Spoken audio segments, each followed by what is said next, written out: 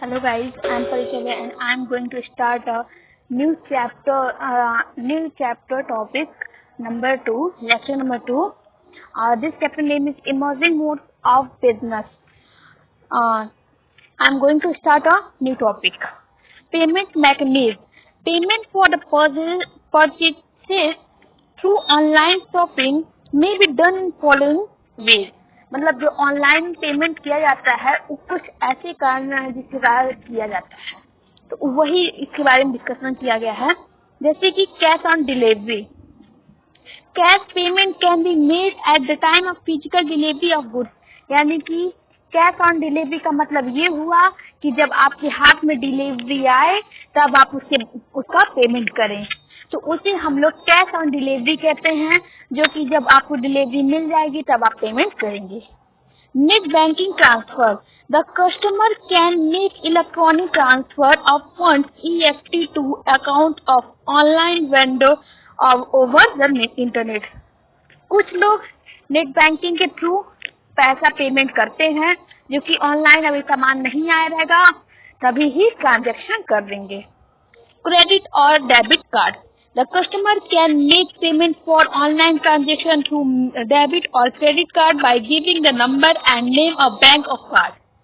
यानी कि कुछ लोग ऐसे होते हैं, देखिए जब ऑनलाइन ट्रांजेक्शन करना रहता है तो उसमें डेबिट या क्रेडिट कार्ड का अपना नंबर उसमें देना रहता है और उस बैंक का नाम देना रहता है कि किस बैंक का वो अकाउंट किस बैंक में खुला है, तो ये दे के और उसके से ऑनलाइन ट्रांजेक्शन किया जाता है।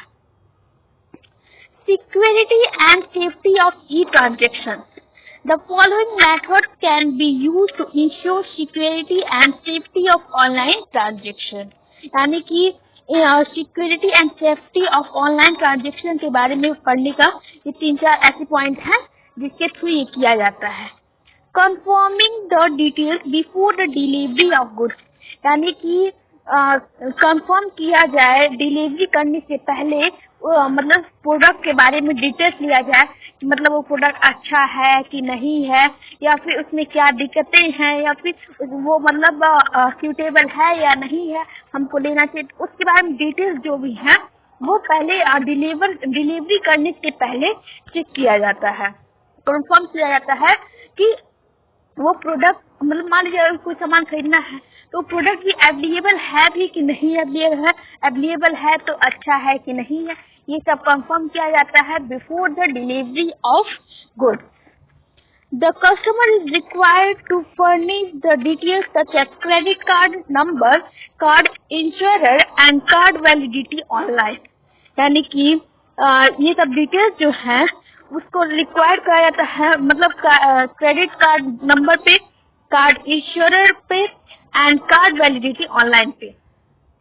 मतलब कि डिलीवरी पहुंचाने से पहले कि मतलब सब सही है या नहीं है, मतलब कस्टमर तो कंफर्म किए ही है, मतलब जो ऑनलाइन ट्रांजेक्शन उनके बैंक में गया है वो सब कुछ सही है कि नहीं है, क्रेडिट नंबर सही है, कार्ड इंश्योरेंस सही है, वैलिडिटी है कि नहीं है कार्ड का, ये सब चेक किया जाता है थ्रू जो ऑनलाइन ट्रांजेक्शन, यानी कि जो डिलीवरी करेगा उसके पहले, डिलीवरी जो उसका इंश्योरर जो होता है, इंश्योर जो होता है वो होता है जो प्रोडक्शन यानी कि जो सेल करता है, और कस्टमर को इंश्योर्ड कहते हैं। तो इंश्योर जो होगा वो चेक करेगा कि ये जो डिलीवरी हो रही है वो पेमेंट में सब सही है और नंबर में सब सही मिला है कि नहीं मिला है। Antivirus program. Installing and timely updating antivirus program provides protection to data virus holders and system from various attacks। यानी कि इसका मतलब ये हुआ कि कुछ ऐसी फोन में भी चीजें होती हैं जिसके थ्रू वायरस जो है वो वायरस की वजह से वो फोन जो रहती है वो खराब हो जाती हैं। तो कुछ फोल्डर्स हैं, कुछ उन सबों को प्रोटेक्शन करने के लिए अपडेट करते हैं लोग एंटीवायरस को, यानी इंस्टॉल करते हैं और उसको जो भी वायरस हो जो कि फोन पे अटैक ना करे, तो उससे वो लोग बचाने के लिए वो सिस्टम का यूज करते हैं। Cyber crime cell. Government may set up special crime cells to look into the cases of hacking and take necessary action against the hacker. यानी कुछ लोग ऐसे होते हैं किसी का अकाउंट हैक कर लेते हैं, किसी का कुछ मतलब ऐसे होते हैं ऐसे हैक कर, तो मान लीजिए जो लगता है कि हाँ इससे मतलब अगर हैकिंग करेंगे तो कुछ प्रॉब्लम, वो हैकर से अगेंस्ट गवर्नमेंट ने एक्शन लिया है कि अगर मान लीजिए किसी की बिजनेस है और बिजनेस से मतलब हैक करके और जितनी उनकी मनी है वो अपने बैंक में ट्रांसफर कर ले रहा है हैकर, तो इससे ये सब कि गवर्नमेंट ने एक्शन लिया है और मतलब जो हैकर्स होते हैं उनको मतलब उसके मतलब उस क्राइम के हैकर्स जो होते हैं उस क्राइम की वजह से उनको कुछ ऐसी चीजें हैं मतलब जेल में डाल दिया जाता है या फिर कुछ ऐसी मतलब कुछ खराब उसके अगेंस्ट एक्शन लिया जाता है थ्रू गवर्नमेंट. आउटसोर्सिंग और business process outsourcing BPO. Many activities have to perform for the successful conduct of business like production, buying, selling, advertising, etc. बहुत सारी ऐसी एक्टिविटीज हैं जो परफॉर्म किया जाता है सक्सेसफुली, जो कि बिजनेस के द्वारा कंडक्ट किया जाता है, जैसे कि buying, selling, production, advertising etcetera.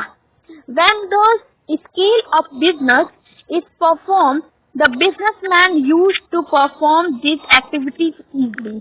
और इस स्केल से बिजनेसमैन मतलब मान लीजिए अगर किसी का स्मॉल बिजनेस है तो बिजनेसमैन कुछ परफॉर्म करता है, कुछ एक्टिविटीज को परफॉर्म करता है जिसके थ्रू इजली उसका बिजनेस चलता है. However, with the enlargement of scale of business, this job has become tedious. और इसी की वजह से इस enlargement की वजह से जो बिजनेस स्केल है और जो जॉब है become tedious है. Therefore, in order to overcome the difficulties connected with the performance of many activities and to get the benefit of specialization, these services are now obtained from outside the organization.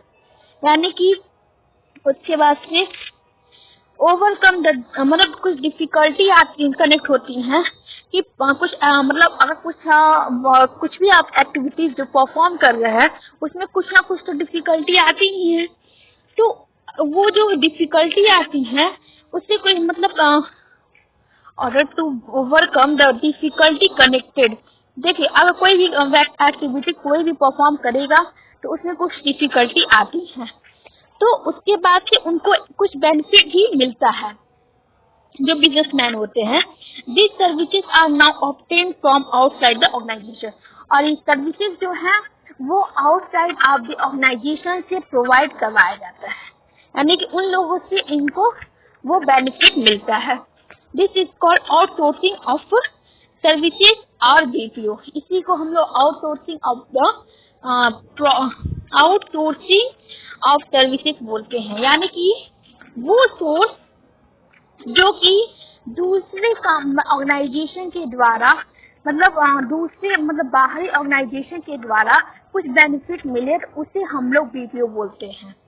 If Reliance industries limited, अगर मान लीजिए Reliance industry limited है, wants to advertise its Vimal brand of clothing, अगर वो चाहती है कि अपने विमल ब्रांड क्लोथिंग को वो एडवर्टाइज करना, प्रचार करना, it may appoint Anmol advertising corporation to design, और उसका से वो मतलब अपॉइंट करेगी अनमोल एडवर्टाइजिंग कंपनी को जो कि और उसको मतलब डिजाइन करे कि वो कैसे उसको एडवर्टाइज करके उस चीज को बढ़ा सकती है, उसका प्रोडक्शन लेवल मतलब इंक्रीज कर, सेल लेवल, बाइंग मतलब ये सब इंक्रीज कर सकती है. Prepare and release advertisement on it's behalf, और उसके बिहाफ पे वो एडवर्टाइजमेंट जो है वो रिलीज करेगी, यानी कि अपने सामान को एडवर्टाइज करवाएगी. तो बीपीओ का मतलब यही होता है कि अगर कुछ ऑर्डर किया गया है तो उसमें कुछ डिफिकल्टी कनेक्टेड होती है जो कि उस परफॉर्म एक्टिविटी को करते हैं उसके बाद कुछ स्पेशलाइजेशन बेनिफिट उन लोग को मिलता है, और स्पेशलाइजेशन जो बेनिफिट मिलता है उसका सर्विसेज ऑब्टेन फ्रॉम आउटसाइड, और कुछ सर्विसेज मतलब ऑब्टेन कराई जाती हैं आउटसोर्सेज, मतलब बाहरी लोगों को, जो ऑर्गेनाइजेशन होती है उनको कुछ सोर्सेज, मतलब देखिए एडवर्टाइज करेंगे तो पैसा लेंगे, तो अगर इनको सर्विसेज प्रोवाइड करा रहे हैं आउटसोर्सिंग से, तो उसके बाद उसके मतलब इसी में लोग पैसा लेते हैं, तो इनका इससे ये हो रहा है कि उनको बेनिफिट मिल रहा है, वो पैसा तो दे रहे हैं लेकिन उनको बेनिफिट मिल रहा है कि एडवर्टाइजमेंट से उनका प्रोडक्शन लेवल, उनका सेलिंग लेवल ये सब इंक्रीज कर रहा है। Need for BPO, obtaining good quality services. If a company attempts to perform all the activities, अगर कोई कंपनी जो है वो परफॉर्म कर देती है सब एक्टिविटीज को, itself there is every possibility of quality of services. इसमें बहुत सारी पॉसिबिलिटी है क्वालिटी ऑफ सर्विसेज को being affected adversely. In order to avoid this difficulty, the need for obtaining services from outside is felt. अगर देखिए कुछ difficulty नहीं आती है तो वो मतलब अगर अवॉइड करते हैं कुछ डिफिकल्टी को, तो जो वो सर्विसेज बाहर लोगों से ले रहा है वो फेल्ड हो जाएगी। Avoiding fixed investment in services, if a company attempts to get these services from within the organization itself, it has to establish different departments.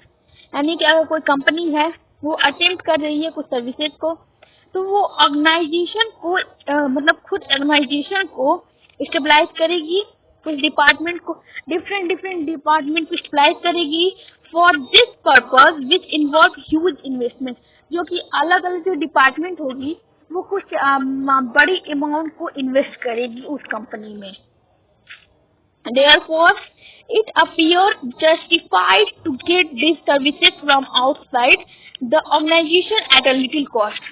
और इससे ये होगा कि जो वो सर्विसेज है वो आउटसाइड से वाले इन्वेस्टमेंट होगा तो वो कॉस्ट जो रहेगा वो कम से कम लगेगा, क्योंकि अगर एक प्रोडक्ट को बनाने के लिए एक से ज्यादा लोग लग रहे हैं तो कॉस्ट जो है उन लोगों में बढ़ जाएगा, और बढ़ने की वजह से वो सबके ऊपर जो अमाउंट आएगा वो कम से कम आएगा। Smooth running of business, outsourcing of services is needed in order to run the business smoothly. यानी कि आउटसोर्सिंग सर्विसेज जो है वो जरूरी होता है, मतलब ऑर्डर करने के लिए, मतलब बिजनेस को स्मूथली चलाने के लिए।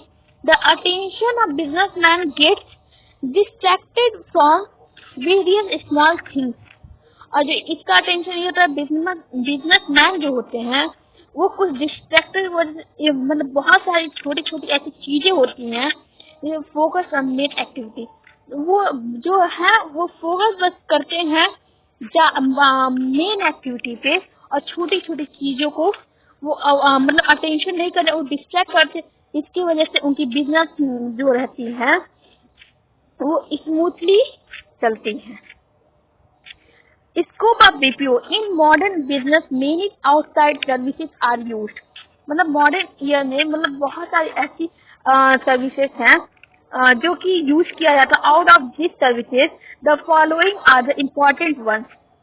Financial services, this services means those outside services which help the company in some way or other in the management of finance, और ये सर्विसेज जो हैं वो कंपनी को, जो आउटसाइड सर्विसेज हैं वो कंपनी को हेल्प करती हैं कुछ मैनेजमेंट करने में, फाइनेंशियल मैनेजमेंट करने में। Advertising services, advertisement is very necessary for increasing sales, यानी कि सेल्स को इंक्रीज करने के लिए एडवर्टाइजमेंट एक बहुत ही इम्पोर्टेंट फोर्स है। If this services is obtain from outside agency, it will cost less and the quality of advertisement will also be good. यानी कि अगर दूसरी एजेंसी से ये लोग एडवर्टाइजमेंट करवाते हैं उसका कॉस्ट भी लो आएगा और उसकी क्वालिटी जो होगी वो भी अच्छी होगी। Courier services, this services means delivering goods, यानी कि गुड्स को जो डिलीवरी करती हैं उसी को इसमें बात किया जा रहा है। Document parcel from company to customer and vice versa, यानी कि इसका मतलब ये है कि गुड्स को जो डिलीवरी करते हैं डॉक्यूमेंट्स का पार्सल, मतलब एक जगह से दूसरी जगह, जैसे कि पोस्ट ऑफिस, तो उसमें पार्सल जो होता है वो कोरियर के थ्रू जाता है, तो उसी कंपनी के द्वारा ही किया जाता है, जो कि कस्टमर के पास वो सामान पहुंचता है। उसी को हम लोग कोरियर सर्विसेज कहते हैं। Customer support services, this services means delivering goods to customer and to give after sale services also, यानी कि इसका मतलब ये हुआ कि वो डिलीवरी जो है वो गुड्स की वो कस्टमर के पास तो पहुंचेगी, और कस्टमर उसको लेने के बाद जो सर्विसेज, मतलब जो सेल करने में जो सर्विसेज उसने उठाया होगा या फिर लिया होगा कस्टमर ने, वो मतलब उन लोग को मतलब उसको बेनिफिट मिलता है। यानी कि मतलब देखिए, अब एक जगह से दूसरी मतलब डिलीवरी जो वो लोग करते हैं उसमें कस्टमर का कुछ सपोर्ट मिलता है उस सर्विसेज को देने के लिए। Generally the manufacture of TV, fridge, AC etcetera use these services, मतलब जो टीवी हुआ तो कॉन्टिन्यूसली लोग यूज करते हैं कस्टमर सर्विसेज को, फ्रिज हुआ, एसी हुआ, ये मतलब कॉन्टिन्यूसली लोग यूज करते हैं मतलब डेली लाइफ में।